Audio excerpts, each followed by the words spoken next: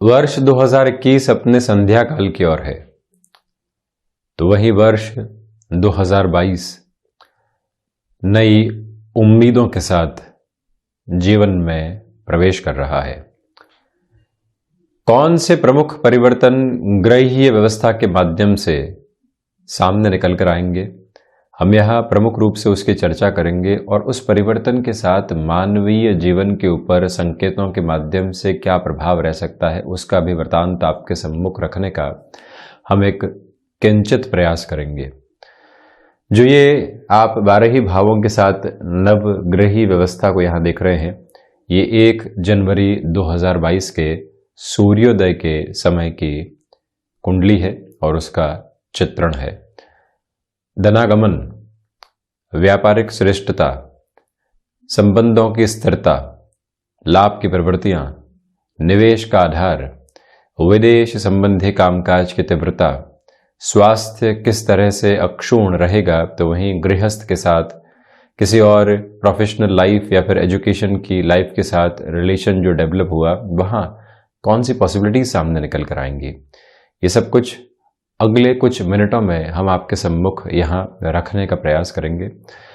विशेष बात यह है कि 1 जनवरी 2022 से ही जो ये बुध की स्थितियां शुरुआती स्तर पर आप दशम भाव के साथ में देख रहे हैं, ये जो प्रबंधन संबंधी श्रेष्ठता होती है व्यक्ति विशेष के लिए कि किस तरह से वो सेल्फ मैनेजमेंट की अप्रोच को अपनाकर चलेगा, वहाँ एक बेटर रिफ्लेक्शन को दे रही है। तो वहीं शनिदेव की जो स्थितियां हैं, प्रथमतया चर्चा की शुरुआत यहीं से करते हैं। आप देखिएगा कि 29 अप्रैल 2022 तक शनिदेव दशमेश होकर दशम भाव के साथ में ही रहने वाले होंगे।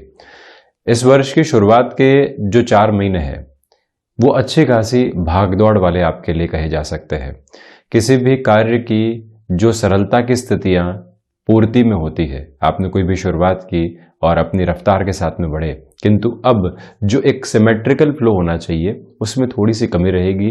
किंतु जो भी इस जद्दोजहद के बाद में आपको मिलेगा वो काफी हद तक श्रेष्ठ कहा जा सकता है, क्योंकि दशम भावस्थ शनिदेव व्यक्ति को एक अलग तरीके की भागने और दौड़ने की ताकत देते हैं। निराशाएं दूर दूर तक भी घर करने वाली नहीं होती। तो वहीं ये जो पूरा ही वर्ष अंतराल रहेगा, इसके शुरुआती 4 महीनों में यानी 29 अप्रैल 2022 तक शनिदेव की स्थितियां दशमेश होकर दशम भाव में, और आप ये देखिएगा कि कुंभ की अभिलाषी रहेंगी, यानी कि जो एक तरह से 29 अप्रैल 2022 से 12 जुलाई 2022 के मध्य शनिदेव जो यहाँ एकादश भाव में अपने मूल त्रिकोण में रहेंगे, तो एक तरह से शुरुआती स्तर पर भी जो ये अप्रैल का महीना रहेगा, इनको कुंभ का अभिलाषी कहा जाएगा। यानी जो कर्म भाव का अधिपति है वो लाभ भाव में प्रवेश करेगा और लाभेश ही रहेगा। जो आप इन शुरुआती 4 महीनों के अंदर अपने कर्म की नींव को यहाँ पर स्थापित कर रहे हैं, अंततः गत्वा जो लाभ का वटवृक्ष होना चाहिए वो सम्मुख यहां नजर आएगा। विशेष बात यह है कि उसी समय के थोड़ा सा पहले देव गुरु बृहस्पति भी स्वराशि स्थान में प्रवेश कर जाएंगे। ये 2 प्रमुख ग्रहीय व्यवस्था है जो उस समय परिवर्तन की ओर होंगी, और साथ ही साथ में ये तारा ग्रह हैं। इसके साथ में ही 12 अप्रैल 2022 वो तारीख रहेगी इस वर्ष के अंदर जहां राहु और केतु जो हमेशा वक्री चलायमान होते हैं, यहां कुटुंब भाव और जो हिडन हाउस की अप्रोच है वहां से निकलकर वक्री चलते हुए मेष राशि स्थान में और साथ ही साथ में तुला राशि स्थान में प्रवेश कर जाएंगे। राहु जहां मंगल के राशि स्थान में रहेंगे, तो वहीं केतु शुक्र के राशि स्थान में रहने वाले होंगे। तो इसी वजह से फलाफल के दृष्टिकोण से अप्रैल के महीने में बहुत बड़े परिवर्तन सामने होंगे। किंतु इसके पहले हम शनिदेव के साथ में ही इस चर्चा को थोड़ा सा और एकाग्रचित्त होकर आगे बढ़ाने का प्रयास करते हैं। आप ये देखिएगा कि पिता के साथ संबंधों में आपको शुरुआती 4 महीनों में विवादों से बचने की जरूरत रहेगी, और वहीं आप यदि नौकरी पेशा जीवन में 20 से 25 वर्षों तक रहे हैं और अब स्वयं के लिए व्यापारिक स्थितियों को स्थिर वालिता के आधार पर देखना चाहते हैं, आप लंबे समय से रेंटल बेस के ऊपर बिजनेस कर रहे हैं, यानी कि जो जगह आपके साथ में है वो रेंट के रूप में है। अब आप खुद की जगह एक तरह से परचेस करना चाहते हैं कि वहीं से व्यापार करेंगे, जो ये रेंट हर महीने जाता है उसके अंदर कमी लेकर आनी है। ये ठोस निर्णय, ये स्थिर वादिता के आधार अप्रैल 2022 के बाद में आप आगे बढ़ाने की ओर लेकर जाते हैं तो वहां तीव्रगामी परिवर्तन लेकर आ सकते हैं। किंतु याद रखिएगा कि राहु जब 12 अप्रैल 2022 के बाद से यहां राशि भाव में प्रवेश कर जाएंगे तो प्रत्येक निर्णय के अंदर भ्रम रहेंगे। जिस कॉन्फिडेंट अप्रोच के साथ में आप शुरुआती 4 महीनों के अंदर चलेंगे, लाभ तो बढ़ेगा किंतु भ्रम रहेंगे। आपको कोई व्यक्ति विशेष 20 से 25 वर्षों से जानता है, पिछले 1 दशक से जानता है, हमेशा उसके साथ संबंधों में आपने एक मृदुभाषिता देखी है, आपने बिजनेस लेवल पे कमिटमेंट देखा है। आज ये भ्रम आता है कि वो व्यक्ति हमारे साथ में धोखा तो नहीं कर देगा, तो वहां उस भ्रम को हटाने की आवश्यकता है। राहु ऐसे भ्रम देते हैं, आप इस बात से बचिएगा। और वहीं जो हम आपके स्वयं की प्रॉपर्टी की बात कर रहे थे, उसके पीछे वजह यह है कि शनिदेव की स्थितियां शुरुआती स्तर के ऊपर चतुर्थ भाव को, भूमि भाव को देखने वाली होगी। देवगुरु बृहस्पति जब मीन राशि स्थान में प्रवेश कर जाएंगे तो यहां पर इनकी भी जो 5वीं अमृतमयी दृष्टि है ये चतुर्थ भाव पर रहेगी। विशेष बात यह है कि 12 जुलाई 2022 के बाद से जब शनिदेव पुनः कुछ समय के लिए मकर राशि स्थान में होंगे तब भी भूमि भाव को देखने वाले होंगे। इसी वजह से ऐसा कोई भी निर्णय नैसर्गिक तौर के ऊपर फलाफल के दृष्टिकोण से काफी हद तक अच्छा कहा जाएगा। वहीं आप बहुत लंबे समय से इस आशा और अपेक्षा के अंदर थे कि हम अब अपनी एक जॉब से दूसरी जॉब की ओर जाते हैं, हम आईटी फील्ड के साथ में हैं तो प्रोफाइल चेंज की ओर जाते हैं। आप देखिएगा कि आप मंगल प्रदान राशि के जातक हैं, यानी तकनीक का जो वरद हस्त होता है वो आपको नैसर्गिक गुण के रूप में मिला है। और यहां जो शनिदेव की स्थितियां, यानी यांत्रिक विद्याओं का जो आधिपत्य आपके पास में होना चाहिए, टेक्नोलॉजी में भी एडवांस जो बेस निकल कर आता है, प्रत्येक दिन जो तकनीक नए परिवर्तन के साथ में लोगों को रिझाती है और लुभाती है, आप ऐसे कामकाज के साथ में जुड़े हुए हैं तो यहां जो आपका नयापन है वो ऑर्गेनाइजेशन के लिए, स्वयं के लिए बेनिफिट देने वाला हो सकता है।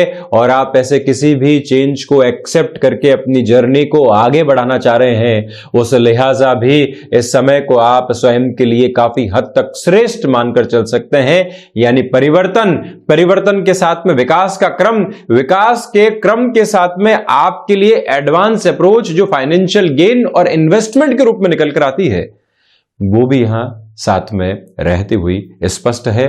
वहीं इच्छा शक्ति का भाव शुरुआती स्तर पर बिल्कुल भी नहीं, किंतु 29 अप्रैल 2022 से लेकर 12 जुलाई 2022 के मध्य आपके कामकाज करने की रफ्तार थोड़ी सी कम हो सकती है। जब लाभ की प्रवृत्तियां बढ़ती है तो व्यक्ति एक आलस्य में आ जाता है कि यहां तक स्थितियों को पहुंचाना था, पहुंचा दिया, अब जैसे चल रहा है वैसे ठीक है। इस वर्ष आप ऐसी स्थितियों से स्वयं को संभालने का प्रयास कीजिएगा।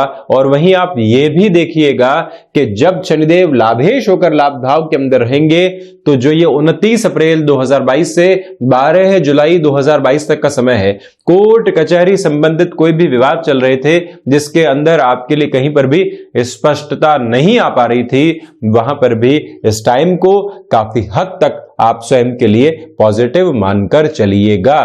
और वहां एक महत्वपूर्ण बात और हो जाती है, आप यदि जुडिशियल सर्विसेज की प्रिपरेशन कर रहे हैं, आप यदि यहां अधिवक्ता की श्रेणी के अंदर आते हैं, ऐसी स्थितियों के अंदर शनिदेव की जो ये प्रवृत्तियां रहेगी, आपकी शिक्षा के अंदर चहुमुखी विकास की जो आधारशिला होती है उसको रखने वाली होगी। हालांकि इस वर्ष के जो शुरुआती 4 महीने हैं एजुकेशन के हिसाब से बहुत अच्छे कहे जा सकते हैं।